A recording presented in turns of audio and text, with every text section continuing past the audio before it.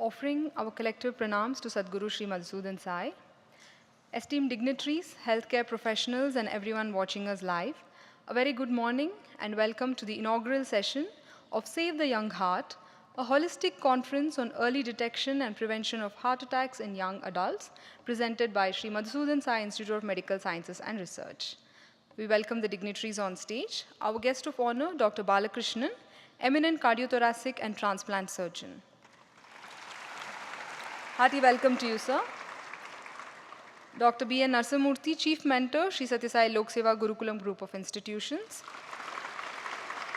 From Sri Madhusudan Sai Institute of Medical Sciences and Research, we have Dr. Anna Rao Kulkarni, Senior Professor, Department of Community Medicine. Dr. A. R. Raghupati, Director, Liaison and Strategic Growth. Our revered founder and CEO, Sadguru Sri Madhusudan Sai.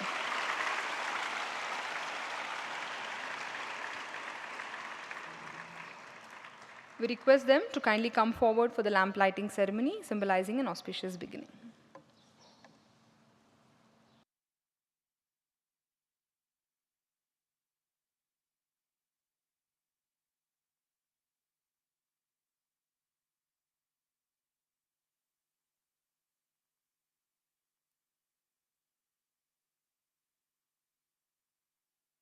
Asato ma Sadgamaya Tamaso ma Jyotirgamaya Mrityorma Amritam Gamaya. Om Shanti Shanti Shanti.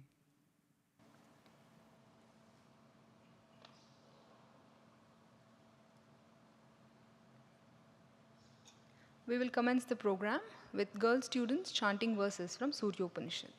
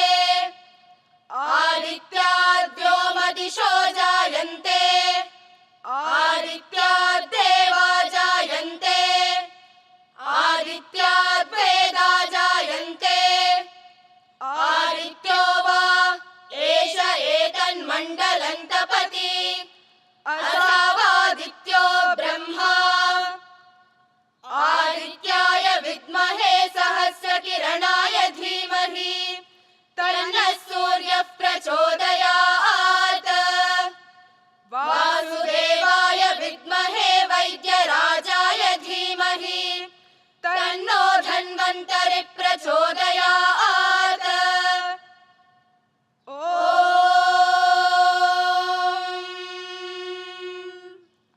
शान्ति शान्ति शान्तिः।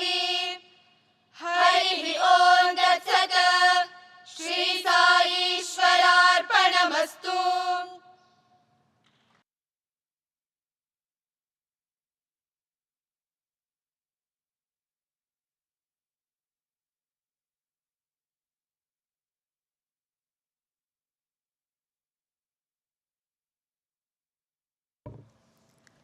The heart is the seat of all life, for its functioning decides and defines life itself. However, cardiovascular diseases are no longer confined to the elderly. It is increasingly affecting young individuals at an alarming rate. In India, nearly 1 in 5 heart attack patients is under the age of 40, nearly a decade earlier than in other countries. When breadwinners of the family are affected, the entire family is handicapped, creating a substantial economic burden on individuals, families, and the healthcare system due to increased medical costs, potential job loss, and reduced productivity. Although most of the risk factors are avoidable and reversible, yet awareness remains critically low, especially among young adults. Less than 10% of them undergo regular heart health checkups or receive proper guidance on prevention. This is the gap that Save the Young Heart initiative seeks to bridge. Investing in the heart health of young Indians is not just about individual well being, but also about safeguarding the health, national productivity, economic growth, and the future of the entire nation. The conference aims to facilitate collective efforts towards a seemingly quiet but urgent crisis.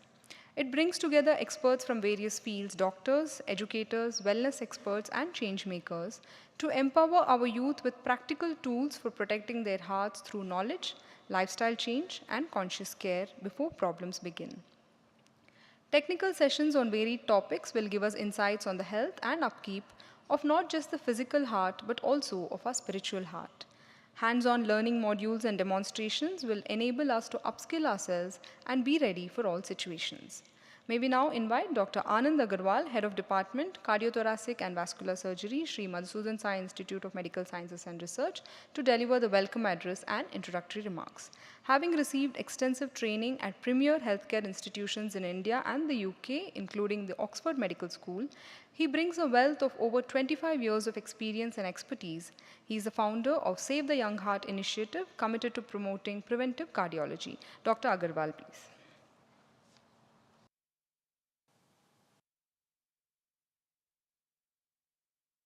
My most humble pranams at the lotus feet of Sadguru Sri Madhusudan Sai, respected Dr. Balakrishna, an eminent cardiothoracic surgeon.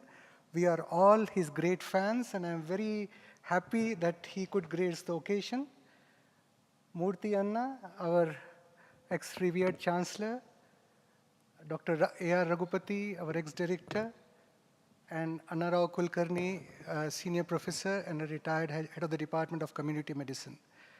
And all my delegates, students, ashramites, and all the supporters of Save the Young Heart who have been with us from last 7 years, who have traveled all the way from Hyderabad. So a little background of this concept. When I was operating and working in UK, basically I was operating on people in their 70s or 80s. It's a developed country. The National Health Service invests in upkeeping the health of the elderly. I came back in 2009. Initially 9 months I was in Calcutta in Narayana Hridayalaya, and for 15 years I practiced in the same institute of Narayana Mallareddy, which was Narayana Hridayalaya before. So my agony was, I was operating on patients younger than me. And there was a Muslim lady, I operated on her, and she brought her 2 children. I operated on them. In the end, when I was leaving the hospital to come here, she brought her last son, who never came back to me for surgery. So this was alarming. And another thing what I saw is that younger the patient, more severe is the disease.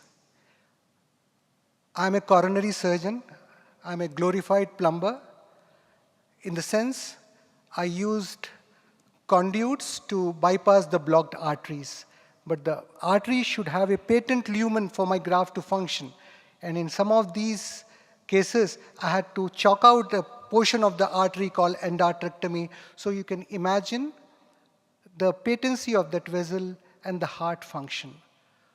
So in Sadhguru's own words, the mean age in our country is 28.8 years.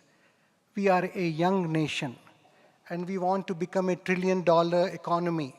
But it all depends on the health of the youngsters. And there is another small story to this. When I came back to Hyderabad, my childhood friend, he used to get a lot of sick patients for me to operate.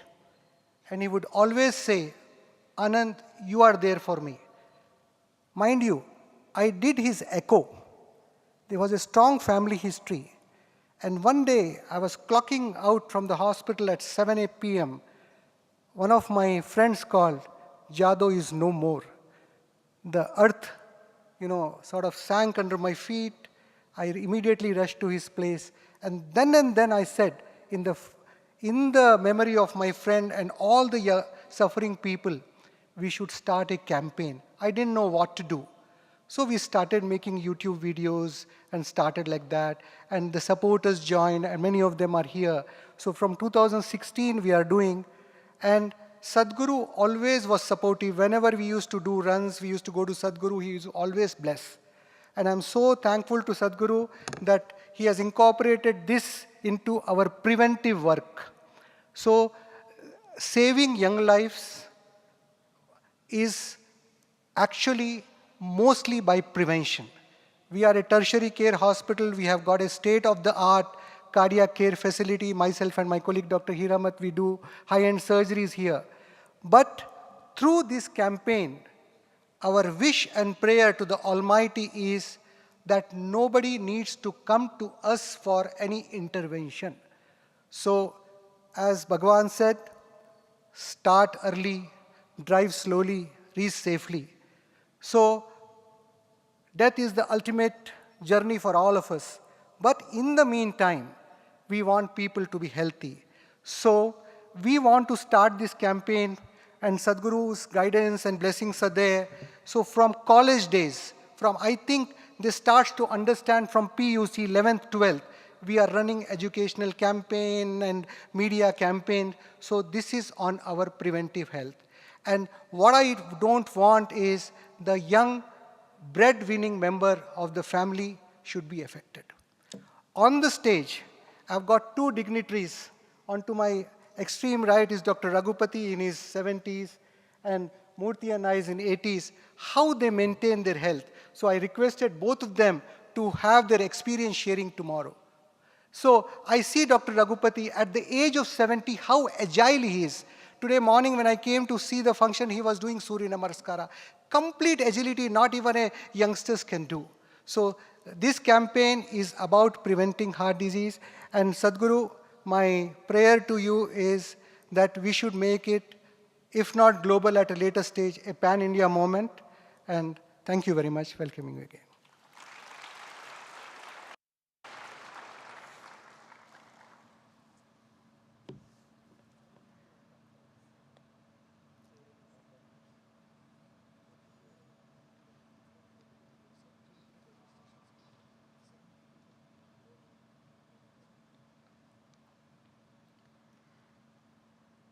We as an organization are committed to the well-being of all.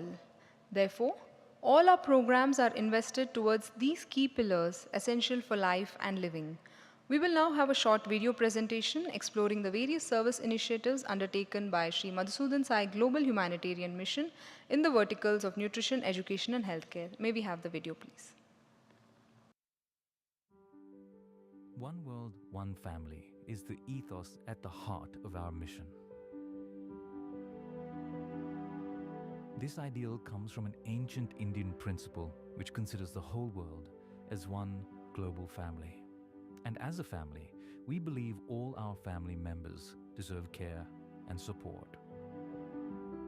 Across the globe, we serve millions through 3 pillars: nutrition, education, and healthcare, all completely free of charge. The Annapurna Morning Nutrition Program began in 2012, providing breakfast for just 50 children, and has since grown to become India's largest morning nutrition program. Today, millions of school children across India and beyond receive the Sai Shore multi-nutrient supplement, helping them begin each day nourished and ready to learn. At our mission, we believe education is every human being's birthright. With a global presence and multiple campuses throughout India, we provide free education from grade 6 to doctorate studies, ensuring every student receives a well-rounded, values-based education that combines high-quality academics with moral and spiritual values. The Sri Sathya Sai University for Human Excellence opens doors previously unimaginable to children from underserved communities.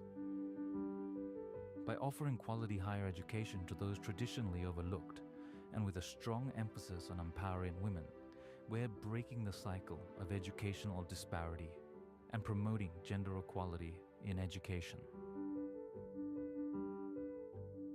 Meanwhile, our Skill Development Center equips rural youth with job-ready skills, and our scholarship program supports education for thousands of rural children.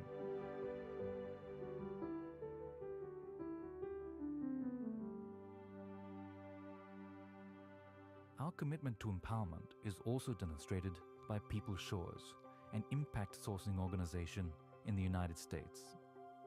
We help youth from marginalized communities gain skills for the digital economy.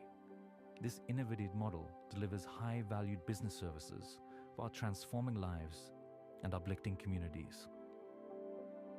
Our vision for accessible medical education became a reality in 2023 when Prime Minister Shri Narendra Modi inaugurated the Shri Madhusudan Sai Institute of Medical Sciences and Research, India's first free, private, rural medical college. This institution aims to nurture noble-minded healthcare professionals who are dedicated to serving the underserved members of our society. Our healthcare mission goes beyond treating illness. We're pioneering solutions to bridge critical gaps in accessible medical care, and through our network of wellness centers, mobile hospitals, and multi-specialty facilities, we bring free healthcare directly to underserved rural communities. From preventative care to complex surgeries, at our hospitals, there are no billing counters. Since 2016, we've expanded beyond India to serve communities across the globe with the singular goal of leaving no person behind. Exemplifying this idea, our Sri Sathya Sai Sanjeevani centers form the world's largest chain of free pediatric cardiac hospitals, giving new life to children with heart defects.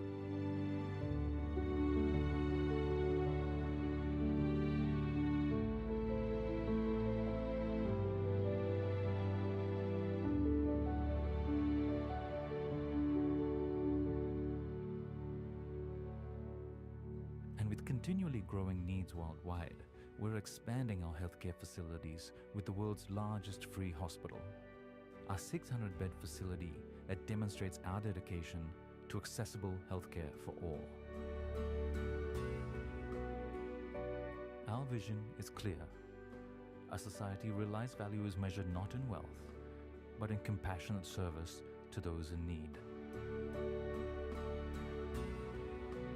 And this vision only becomes a reality with the contribution and generous support of our global family.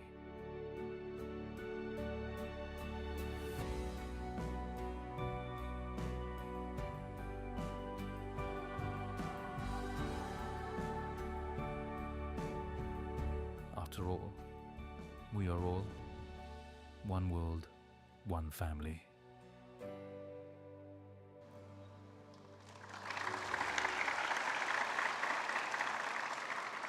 We now request Dr. Anna Rao Kulkarni to address the gathering.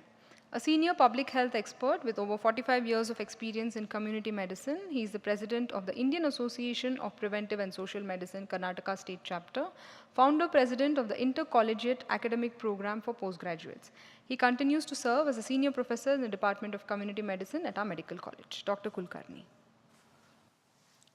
नाहं कर्ता हरिः कर्ता तत्पूजा कर्म चाखिलं तथापि मत्कृता पूजा तत्प्रसादेन नान्यथा आपादमौलिपर्यन्तं गुरूणाम् आकृतिं स्मरेत् तेन विघ्नाः प्रणश्यन्ति नश्यन्ति सिद्ध्यन्ति च मनोरथः. At the outset, let me offer my humble pranams at the lotus feet of our divine master Sadguru Sri Madhusudan Sai. Respected dignitaries on the dais, off the dais, speakers, colleagues, delegates, and friends, Sai Ram and good morning to all. It gives me immense pleasure and pride to welcome you all to this very timely and important conference, Save the Young Heart. At a time when non-communicable diseases, particularly cardiovascular diseases, are taking a heavy toll on the youth, this conference becomes not just relevant but absolutely essential. Today, we stand at the crossroads of a major public health transformation. Cardiovascular diseases remain the leading cause of mortality and morbidity worldwide, a challenge that calls not just for treatment, but for prevention, education, lifestyle modification, and policy-level interventions. So I just will brief you how we thought of this conference. 4 months back, Dr. Anand Agarwal approached me and he said, I want to do a conference on the Save the Young Heart. Okay, I jumped on this idea with joy and grabbed this with both hands because I was myself I have experienced the importance of lifestyle modification. I was working in a previous medical college 8 years back. I used to have routine checkup every year. My physician told me that Dr. Kulkarni, your blood pressure is high. Last year also it was high. I told you to take medicines. You have refused. This is not acceptable at your age. You have to start medicines. So I started medicines because the best doctor in my hospital he said, I will be giving you the best medicine. I took medicines for 3.5 years, and after that he said, Dr. Kulkarni, your BP is not getting controlled. I want to add one more medicine. I said, fine, what to do? And I was strictly following all instructions given by my physician. I am a very good patient. After another 3.5 years, 7 years passed, he said, Dr. Kulkarni, BP is still not getting controlled. I want to add one more medicine. By that time, I had come in contact with a team with IIT Bombay. One of the team members will be here, Dr. Devji Patil, he'll be coming, and Dr. Rupal Dalal. Along with them, I had started as a national president of IAPSM, Nutrition for Lifelong Health for all my medical college faculty and postgraduate students. And there they told me that your diet is the most important thing unless you change. See, every doctor tells you diet. There are people telling you about diet, but what exactly is the diet, they don't know. They are confusing you. There are so many people who are telling different diets, and here, I will be coming to that later in the discussion part because of shortage of time. I followed this lifestyle modification advised by this IIT Bombay team, and I have stopped medicine for the last 2 years, and my blood pressure is much better than when I was taking medicine. And the doctor who started this in IIT Bombay herself was also a hypertensive. She is a US-trained doctor, Rupal Dalal. When she came to India to work in the slums, and she was also following everything that is prescribed by the American doctors, and she developed hypertension. She says, again, medicines are not going to help. I have to change my lifestyle, and that's how they started the program. And one of the speakers who is coming tomorrow here, she is a known diabetic for 35 years on insulin for lifestyle modification. She has reversed her diabetes, not on medicine now. So I thought I should be doing something for the community. It has been okay, very useful for me. So therefore, this idea came to us, and we have started, and here we are today with this conference. This multidisciplinary conference is born out of the recognition that prevention is no longer optional. It is the treatment, only treatment for these lifestyle disorders or metabolic disorders, as they are called, is only prevention, prevention, and prevention. Modern treatment is only palliative.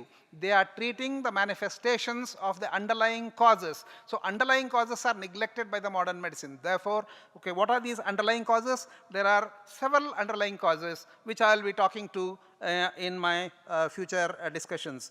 That is because the modern medicine is treating diabetes, hypertension, and heart disease as a symptomatically with only drugs. I strongly believe that these conditions are not disease but manifestations of chronic subcellular pathologies, cellular level, subcellular level. Unfortunately, this we are not teaching to our medical colleges, nowhere in India. We want to change the medical education also. These processes are glycation, oxidative stress, mitochondrial dysfunction, insulin resistance, inflammation, methylation, membrane instability, and autophagy. Unless we tackle these things, we will not be able to. Yes, morning one speaker said that we have made tremendous improvement in reducing the mortality. I agree.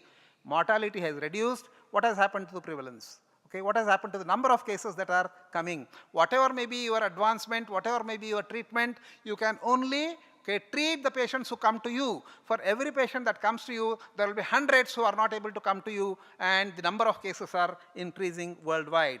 So one of the best metabolic health specialists in America, who has written the book called Metabolical, Dr. Robert Lustig, he says these conditions are not druggable, but these conditions are foodable. That means food is only the treatment for this. That is one of the important lifestyle modifications. Morning, as I said, 80% of all problems are related to our food. We must understand what is the food and what food not to be consumed. I have emphasized in the morning also, all processed food are slow poison. If you have to tear a packet and eat, think that you are tearing your heart. So therefore, all processed food has to be avoided. There is no drug which can treat pre-diabetic and make him a normal person. But lifestyle modification can definitely reverse not only pre-diabetes, diabetes, hypertension, and coronary heart disease. So the primary healthcare system needs to incentivize preventive medicine in our country. Unfortunately, this is not happening. There is a lot of glamour for clinical medicine, but preventive medicine is absolutely neglected. We have to change. Swami, in our institution, we are training our students, and we have a dual training. We tell them this is to become a good doctor, but in the examination, you have to answer only what is given in the books, because all the examiners read what is given in the books. So in the books, I had a discussion with the director of National Institute of Nutrition, Hyderabad. Twice I had invited her for a conference, so that we can have a one-to-one interaction. The nutritional advice or guidance that they are giving is not at all healthy. It is promoting insulin resistance. When I was a young professional in 1990, the first National Institute of Nutrition, that is ICMR institution, guideline came. It was recommending 460 grams of cereals per day for adult, for sedentary worker, 460 grams. And I feel guilty now that I have advised my students and patients for 20 years, and they have all become obese, because that is too much of cereals, carbohydrates. And they were recommending only 150 grams of pulses, vegetables. Now they have changed. The present recommendation says 270 grams of cereals, from 460 through 270. And vegetables, they have made 500 grams and 100 grams of fruits. And milk, 150 grams. Now milk is 300 grams. So what I want to say is, the recommendation given with lot of research with the premier institution, with the best of the doctors, is not constant. When I questioned them, they said, we are following evidence, evidence-based medicine. Then I said, first evidence, what you collected was wrong. Second evidence you collected was wrong. Third evidence also you said you have given now. What is the guarantee that that evidence is correct? My Bhagavad Gita, which is 5,000 years old, not a comma, not a full stop has changed, but that advice, morning one speaker said Bhagavad Gita is the best textbook. I agree. For medicine, Bhagavad Gita is the best textbook. What Bhagavad Gita says? Aharastopi sarvasya त्रिविधो भवति प्रियः यज्ञस्तपस्तथा दानं तेषां भेदमिमं शृणु. There are three types of foods: Satvika, Rajasika, Tamasika. Even NIN describes three. Okay, only the names are changed. They call it as sedentary worker, moderate worker, and heavy worker. Our gurus, okay, our rishis and munis, they were sedentary workers. Their job was to read Vedas, Bhagavad Gita, scriptures, and teach to the students. They were sedentary workers, so it is comparable. So there what they said was Satvika Ahara is comparable to the present modern day sedentary workers diet. What they said, Ayush Sattva Balarogya Sukha Priti Vivardhanaha Rasyaha Snigdhaha Sthira Hrudya Ahara Satvika Priyaha. So Satvika diet, what they have also given the benefits of Satvik diet. But what are Satvik diet more important? Rasyaha Snigdhaha Sthira Hrudyaha. Okay, those foods which are juicy, common sense, vegetables and fruits. So NIN is gradually coming to vegetable fruits now. Okay, initially 150, now 500. So that is what we want. How many of us are eating 500 grams of vegetables and fruits per day? Okay, none of us. I am also not eating. Now I have changed, so I have adopted that. Okay. Not only the diet, Bhagavad Gita gives the entire lifestyle. Natyashnatastu yogosti, nachaikanta manashnataha, nachadi swapna shilasya, jagrato naivacharjuna. The one who eats too much or too less, one who sleeps too much or too less, he will not be healthy. That's what he says. Further they have said, Yukta ahara viharasya, yukta cheshtasya karmasu, yukta swapnava bodhasya, yogo bhavati dukkhaha. ಯುಕ್ತ ಆಹಾರ ವಿಹಾರ, ಕನ್ನಡದಲ್ಲಿ ಹೇಳಬೇಕಂದ್ರೆ ಆಹಾರ ವಿಚಾರ ಆಚಾರ ಆಹಾರ ವಿಹಾರ ಆಚಾರ ವಿಚಾರ ಇವು ಸರಿಯಾಗಿದ್ದರೆ ನಮ್ಮ ಆರೋಗ್ಯ ಚೆನ್ನಾಗಿರ್ತದೆ. ಅದೇ ನಾವು ಸರಿಯಾಗಿ ಮಾಡ್ತಾ ಇಲ್ಲಂದರೆ ಸರಿಯಾಗಿ ಆಗೋದಿಲ್ಲ. But when I discuss this in conferences and even with NIN director, they said that yukta you said, what is yukta we don't understand. NIN prescribes 270 grams or 370 grams, we can understand. So there again our scriptures have said, annena purayet ardham, udakena tu tritiyakam, udarasya chaturthamsham samrakshayet vayucharane. What they have said is only half of the stomach. Everybody knows what is your capacity. Eat half full. Don't eat, full to the brim. What we do is, when we go for parties, when particularly food is free, we eat, till we put a finger inside, it has to touch my finger. That much we eat. We have to eat only half of the stomach every time. Okay? And 1/4 of the stomach you fill with water, and remaining it has to be empty for mixing properly. The food has to be properly mixed with the digestive juices. Therefore, what I want to suggest here is, we have to have a moderation in our lifestyle. But it is very difficult. People say, we are addicted to food, sir. I want bed tea, I want breakfast, I want lunch, I want evening snacks, and I want dinner. Okay, this is addictive. Mind control is very, very important. Mind control is difficult, I agree, but it is not impossible. Even Arjuna told Krishna that mind control is very, very difficult. Chanchalam hi manah Krishna pramati balavadradam tasyaham nigraham manne vayor iva sudushkaram. And Krishna did not deny. He never said, no, it is very easy. He said, asamshayam mahabaho mano durnigrahanchalam abhyasena tu kaunteya vairagyena tu grahyate. So that means two things he has advised. Abhyasa. Yoga you have to start daily. Yatha ashakti nirantaram. What is yoga? Is simply mind control. So Patanjali second sutra says, yogaha chitta vritti nirodhaha. You have to control your mind, and by practice. Then vairagya. Morning I have said that kama, krodha, moha, lobha, mada, matsara, these are the root causes of our coronary artery disease, and we are running after everything only because of these things. If we have Tyagat Shantir Anantaram. That is also said in Bhagavad Gita. So we have to say or learn to say, Idanna mama, this is not mine. All material things are given by God, and this is for human service. If you have this attitude, we will be definitely having good health. So without taking much time, I thank Sadguru for guiding us, and he is the inspiration for all our activities, and our both departments, the cardiothoracic surgery and preventive medicine department, for doing this wonderful activity. We don't want to stop here. We want to take this forward, and prevention is the key to all the non-communicable diseases. Thank you.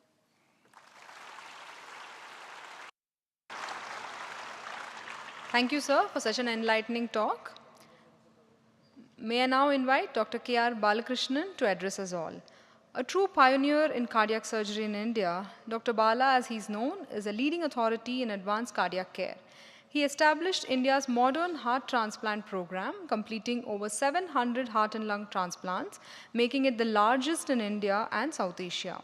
He has performed 152 pediatric heart transplants, including India's first in a 2-year-old and the first pediatric bilateral lung transplant in a 4-year-old. His groundbreaking work includes the first successful bilateral lung transplant for COVID-destroyed lungs, which was reported in Lancet, and he leads the country's largest and busiest ECMO program with over 700 cases. His career is defined by numerous firsts and a relentless pursuit of innovation in complex cardiac care. Dr. Balakrishnan, please. Respected Sadguru, distinguished dignitaries on the dais, Dr. Agarwal, thank you very much for inviting me for such a laudable conference, ladies and gentlemen. I listened to a lot of speakers and the theme of this conference, and it's very timely. The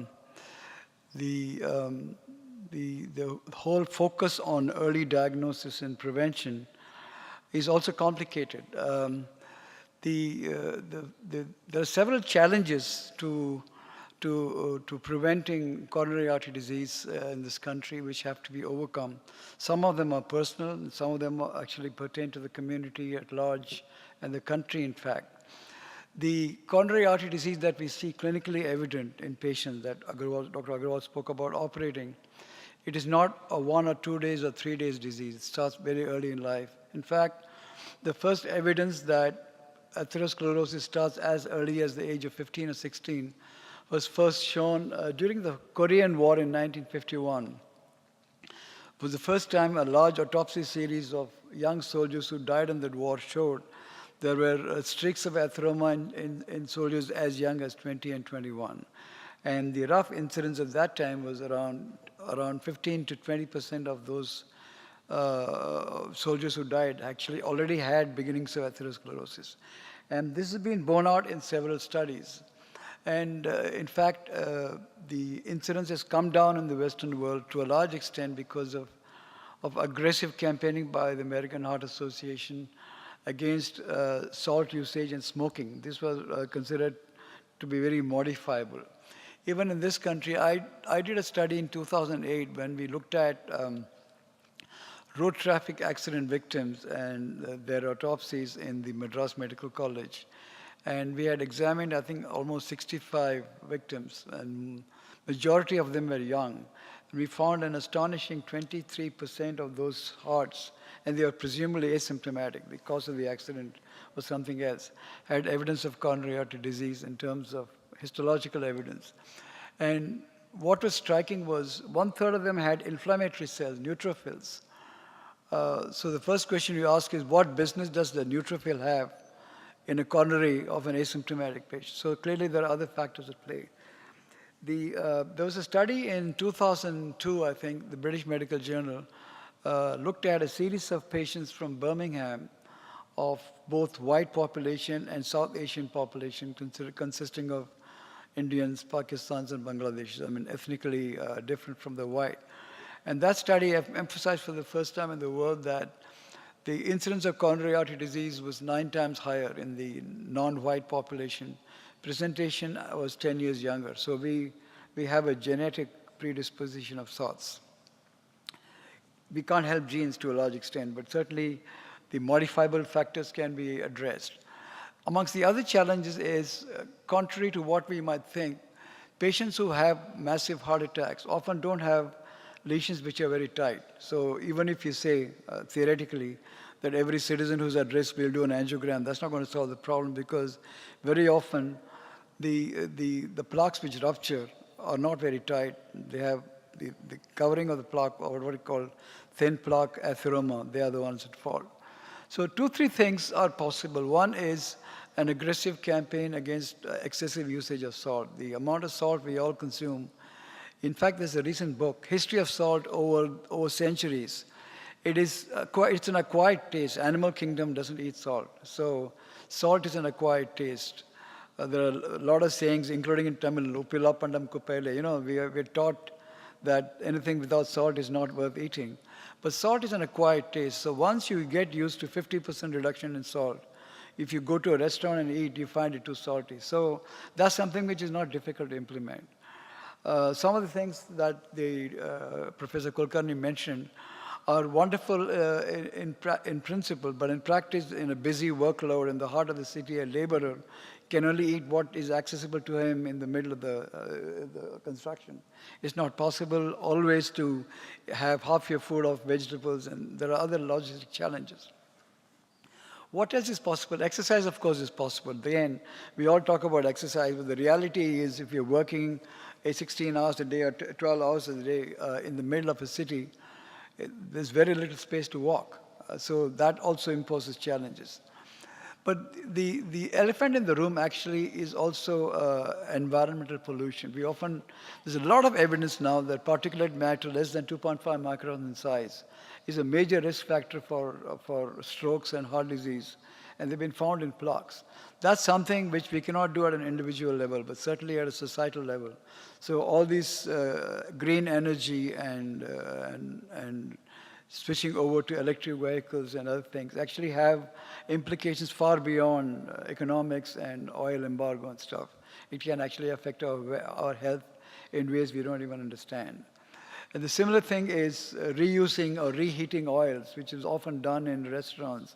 The tasty samosa that you see, for all you know, the oil has been reheated 100 times. And that's actually particularly dangerous. So the third thing is screening. A lot of times you hear about young athletes playing cricket or running and suddenly dropping dead. Not all of them are necessarily coronary artery disease. Some of them, I think, are hypertrophic cardiomyopathy or thickened ventricles. So it's possible for us to screen school children, and with AI technology, without even using very sophisticated cardiologists available, it's possible to screen normals from non-normals so that they can have a more detailed examination. And that's something which is implementable at a public health level, mass screening, especially when they join college at that level. Then coming to what can we do to prevent death, the definition of sudden death is any death which occurs within 4 hours of the onset of symptoms. It's not just falling flat dead on a stage like this. So, and the commonest reason why people fall down with coronary artery disease is electrical instability or ventricular fibrillation. So I think almost 20 years ago, a movement was started. So they started having these AEDs or automatic external defibrillator. You must have seen them in airports and railway stations. Even in this country, we have them in a few. I've never seen them being used. First of all, when somebody collapses, I'm not aware of anyone who's been saved by an AED in India. Nevertheless, the more education is needed for people to know that most of these sudden deaths are because of electrical instability, and they can be revived if people are taught how to do CPR. So bystander CPR education could actually have an impact. And even if that results in a 30% reduction in mortality, that is 3 lives saved out of 10. That's not nothing. The next thing is, especially on patients who have family history, and as I've shown from this British medical study, one of the strongest risk factors for coronary artery disease is family history, and whatever is the reason for that family history. So at least in those who have a strong family history, it's possible to not only insist on periodic medical checkup, but today's wearables, you have smart watches. You can actually have rings which are very inexpensive and which actually can sense arrhythmia. In fact, we are looking at, we are working on some areas where a wearable ring in the middle finger can detect actually in a clever way to distinguish between chest pain because of coronary artery heart attacks or because of gastroesophageal reflex and stuff. So it's possible to have technology take over, at least in high-risk individuals, so that there can be earlier diagnosis. And then, of course, even when they reach the hospital, a hospital like this might be in a position to treat acute heart attacks and cardiogenic shocks. But in a lot of other places, the big monster in the room is the cost. I mean, what do you do? Even if you have technology available, if it's not affordable, it's no use for you. So to me, the other major advance we have to make in this country is to make technology affordable by indigenous inventions and indigenous development of technology so that we are not held ransom. $1 is today 87 rupees. Who knows where that will end up? So we're always going to be have this sport hanging over our head of cost.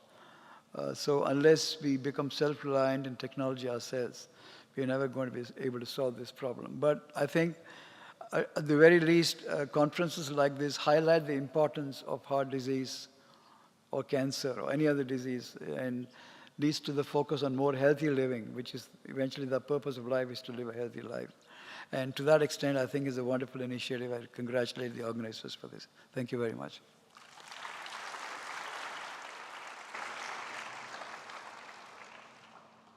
Thank you, Dr. Balakrishnan, for your esteemed presence on this occasion and for your insightful talk. We extend a token of our gratitude to Dr. Balakrishnan.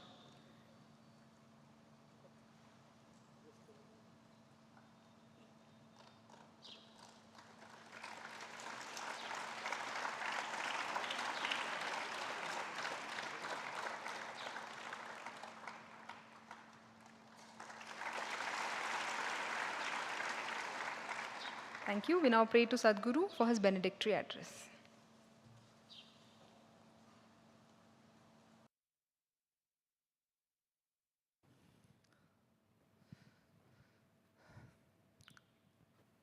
Om Sarve Bhavantu Sukhinah, Sarve Santu Niramayah, Sarve Bhadrani Pashyantu, Ma Kaschit Dukkham Apnuyat. Our prayer that may all be happy, may all be healthy, may no one have any sorrow, may all see good and auspicious things everywhere, can only be fulfilled through a collective effort, a concerted effort by all sections of the society. And one part of this prayer, Sarve Santu Niramayaha, which is also the motto of the hospital, which says, may all be healthy. And just by praying, nobody becomes healthy. It's by consistent, disciplined efforts that people become and remain healthy.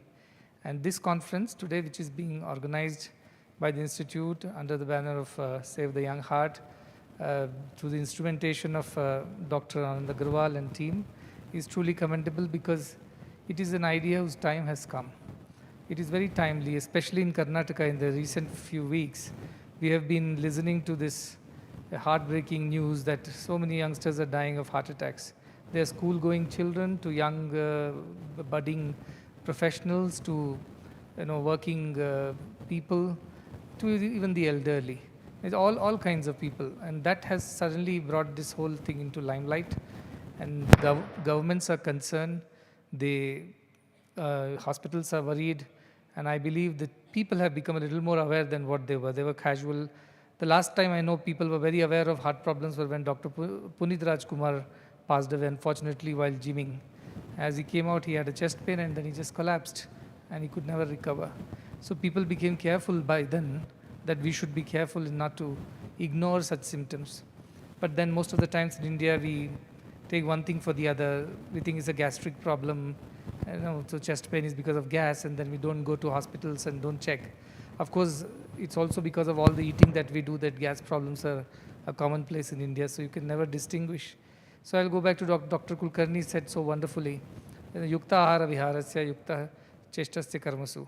All things have to be in moderation, the middle path, the golden mean. Moderation is the way of life. And that helps us to stay steady and balanced and also maintain the discipline. Ahara vihara, what you eat and where you go, all these matter. What you desire for, what you work towards, how much you sleep, how much you are awake, all these have to be in moderation. So moderation, I think, is a very magical word. If the society follows this idea of moderation, a lot of problems can be solved. And whether it's Bhagavad Gita, or whether it's Ayurveda, or whether it's just our indigenous grandmother's knowledge of how to maintain health, everything starts with moderation. There is some problem with the mic, I think.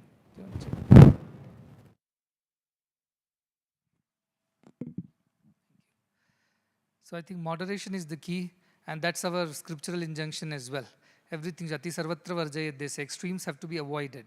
Everything has to be in moderation. Today's lifestyle, as Dr. Balakrishnan was mentioning, it does not allow us to remain moderate.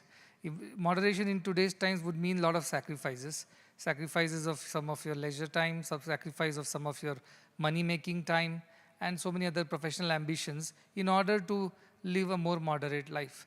But then the demands of the times are such, people need two incomes to survive the inflation that is consuming or eating into their savings. And then so much so that now I know that youngsters in many countries do not want to have children because they feel it's unaffordable. In the US, they did a survey that to raise a child in the US and take him all the way up to the college, not even the college education, just the schooling, will call you 300,000 US dollars. And that's something that most of the parents would not want to spend or can't afford. Or if they want to afford, then they have to work harder, the stress that builds up with it, so many other factors. Air pollution, that is now the elephant in the room, as he said. Everybody knows it now. And hopefully more research will make it more available, more known, more acceptable. But keeping aside all the problems, you see, what is the solution? The solution always has to be careful. Baba used to say A, B, C is always be careful. So if you're careful with your health, then I think most of the problems can be resolved. At least timely resolutions are possible. On the other, one side is prevention, the other side is of course curative and rehabilitative, but that's very expensive. I was reading an article, it said that in America, I think 300,000 people or so who died of heart attacks. They cost the economy $400 billion in terms of loss of income and also the cost of healthcare that comes with it. We cannot afford as a country that kind of expenses when people die in a working age group. And today, half of the heart attacks are happening in the age group of 45 to 69 years, which is the working age population. That is what concerns me the most, because the country has spent or invested on such a person in their education, in their upbringing, in their health so long, and finally the person is ready to give back to the country, to the society, to be a contributing citizen, and then this incident happens and the person is no more. I have personally known a lot of people, and because of my position or whatever work I do, I get a lot of prayers in and out. Two of the most, earlier the prayers were of different kinds, but now most of the prayers are somebody has had a heart problem and they need some help, or somebody has had a cancer and they need help. So most of my phone is filled with messages praying for healing or praying for curing or some help for themselves and their family or friends who are either suffering from either cancer or heart diseases. This is very common nowadays, and that kind of started surprising me. We will deal with cancer at another point in time, but today at least if we can save people from early death because of heart attack, which is avoidable if it is prevented. So I'm totally with the conference idea and the team that we must work harder to prevent this from happening. And should it happen, also the affordability of the healthcare should also be looked into. Because yes, while we would be able to prevent a lot through a lot of education, lifestyle changes, moderation and things like that, but still as a genetic race, we are prone to cardiovascular diseases. This is a known thing now. And what we are called as Asian population called skinny fat. We are all thin, hands and legs are thin, but our visceral fat is high. There are plenty of examples in this room, including me. So there is no running away from the fact that genetically we are made like that.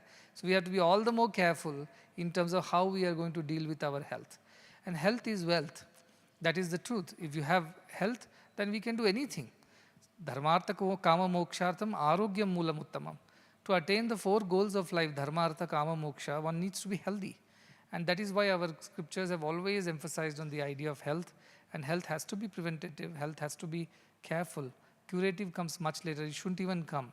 Most of the time we should be able to handle it. So with all the renowned people in the gathering, Dr. Balakrishnan and his experience of so many decades of doing such high-end work, and also dealing with all kinds of ages and populations, which are dealing with this terrible monster of heart diseases, cardiovascular diseases. I think much will come out of this conference, and we would have some actionables, that 1 or 2 or 3 steps that we would take as a community, as a country, and as the world at large to prevent heart diseases, cardiovascular diseases. And as I said, the other side which he mentioned, technology can come in very handy, because sometimes we really do not know. Even if we are doing checkups regularly, like Ranaraji was saying, routine checkups, sometimes some things go missing and we do not realize and we end up with a cardiac arrest. So these kind of technology-driven interventions, like he mentioned the ring, that's another thing that is definitely going to help. And I think if you are building one, we would be happy to work with you on that program, these wearables, because the other wearables that come from the Apple watches and things like that, they're quite expensive. Now, paying for that, one may get a heart attack. So no point in buying those expensive gadgets. We must find affordable, scalable, sustainable solutions for a populous country like ours. Also, I'm very glad to tell you that while on one side preventative work can happen, on the other side, on the curative side also, the cost of healthcare must come down.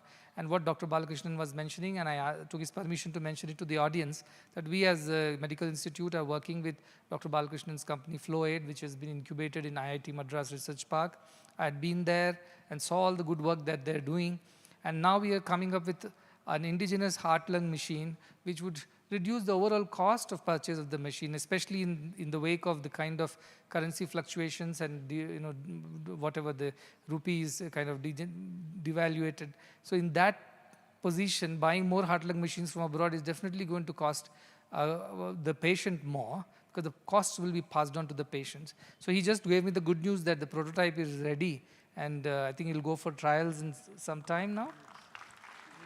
In 3 weeks, it's going for animal trials, and then it'll go for clinical trials, and hopefully by November, we had a target to actually launch the machine. And when you all come back in November for the inauguration of the next hospital, and our machine, heart-lung machine, which is made in India, made by Indians, would be ready for use.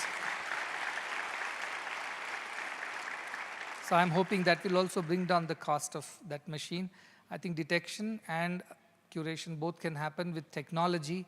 I would definitely be interested in more ideas like this. School kids can be screened, or without the help of very sophisticated or complicated equipment or the professionals. Even the school teacher should be able to figure it out whether the child is having a heart problem or not. I think that is going to help us a lot. My view or the vision of the world is that Indian idea that may all be healthy must be realized in our lifetime. After so much of technological advancement in science and medicine, if we still have not achieved this, then we haven't achieved much. So investments have to be made in this sector, but more importantly, one has to make investment in one's own self by following certain basic disciplines. Yesterday, Dr. C.N. Manjunath was here. He could not be here today because of another important engagement, but he was mentioning about his experience in this, and he was mentioning that yes, the age groups are coming down, and that is something which is alarming for the country, and we must do something collectively together. He interestingly mentioned 6 S's that are to be avoided, so I'm just taking from his speech and relaying it to you. Salt, that's Dr. Balakrishnan mentioned the first S. The second is sugar, no guess there. The third, he says, is spirit, that drinks that we take casually or habitually. Smoking, which is again has been mentioned by him. Then stress, which is again unavoidable at these points of time, but a little bit of yoga, meditation, deep breathing exercises can help us reduce the stress. And believe you me or not, if you depend on a higher power or higher idea of God or spirituality, it does help you to bring down your stress. And that is very helpful. That, and of course, sedentary lifestyle, which again has become the way of the world today, because the kind of jobs we do, most of the job is desk jobs. So naturally, we do not get enough activity and exercise. So all these have to be in a way modified. Small little steps, shanai, slowly, small steps can help us change, but it requires a complete dedication towards making these changes. And we are committed as an institute because we are charitable, so all the more we want people not to fall sick. Commercial institutes may have a commercial interest, but we run on charity, and we do not mind investing in the preventive side of healthcare.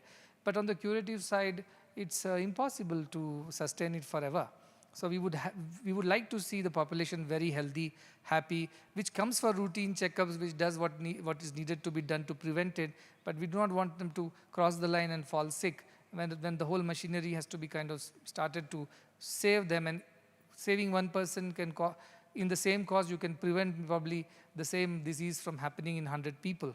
So I think that is where our investments are going. We are building a lot of small community clinics in villages, in rural areas, because that's where the most of the population lives, and they are also going through the same thing because our lifestyle has changed.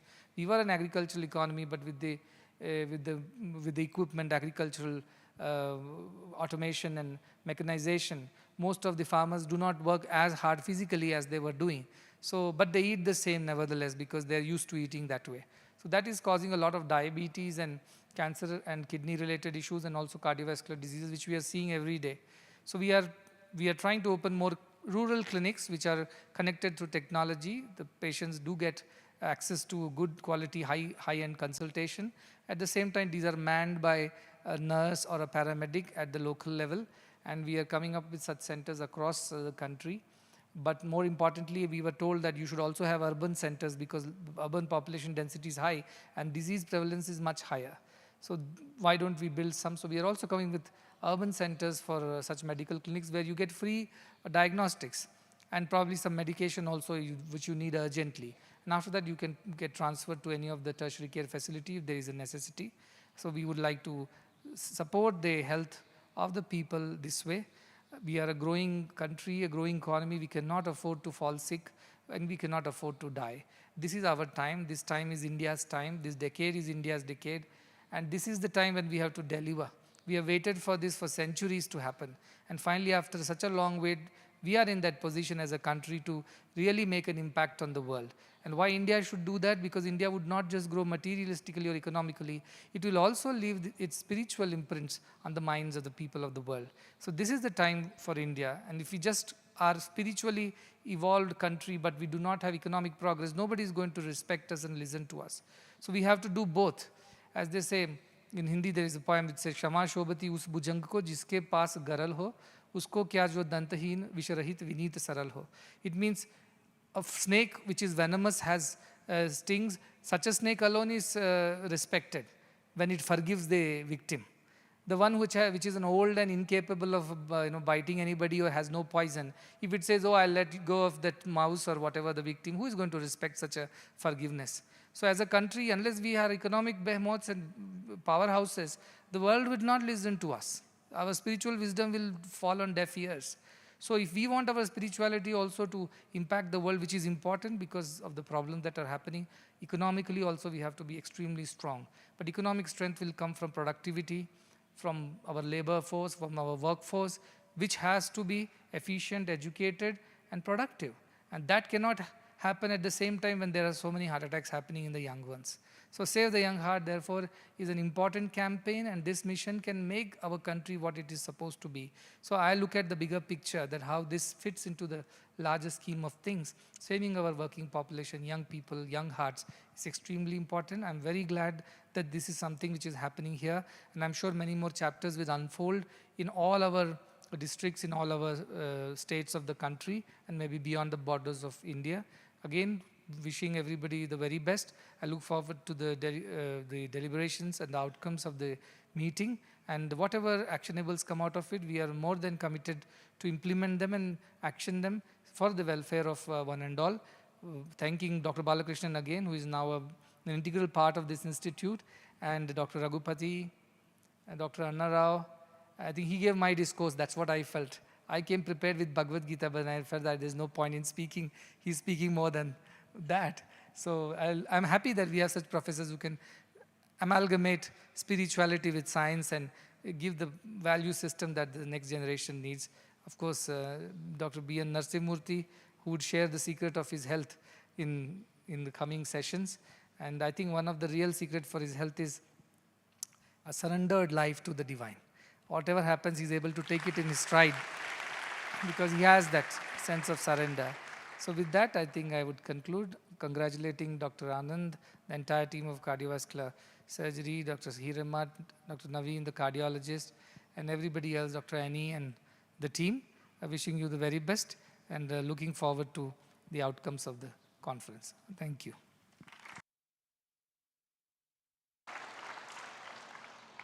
Once again, offering our gratitude to Sadguru and all our guests, we will conclude the inaugural session. We request our dignitaries to please come forward for a group photograph, please.